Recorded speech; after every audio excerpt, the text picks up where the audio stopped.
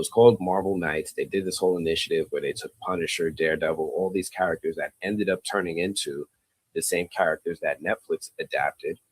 And they created all these stories. So if you're ever like, the Netflix, Daredevil, Jessica Jones, Luke Cage, all those characters and interpretations of Marvel's characters was really cool.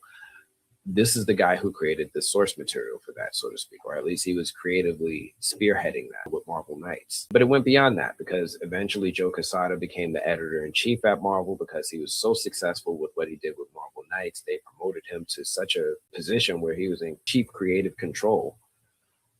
And then he was also consulted on in the early MCU.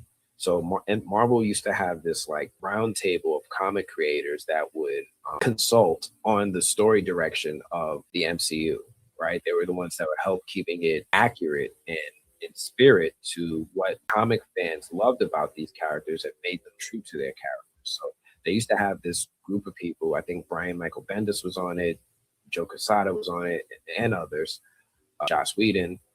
And they would consult on the MCU. So I loved getting to meet this person who is like one of the unsung heroes of the MCU.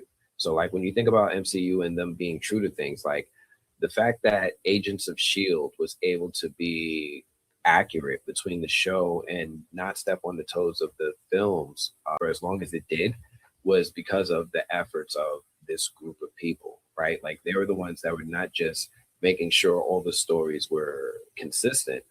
But again, the characters were behaving in a way that people wanted them to. So I got to talk to him.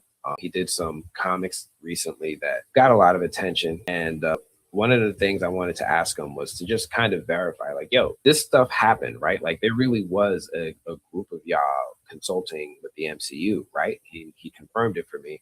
And I have this interview. I never put this interview out, actually. Like this interview still is not released. It's just debate with my friends, and I give you a lot of credit with them for the early stages of the MCU. Right. So like this is just a cool moment for me. I'll probably put this out eventually soon too. Members first, of course. But yeah, this was a cool moment for me because I know who these comic creators are and I know how to spot them. And he was just standing there. There was no line. I was like, this is crazy. Let me buy his comic. Let me pick his brain. And I started yelling at my kid, take the video. Let's see.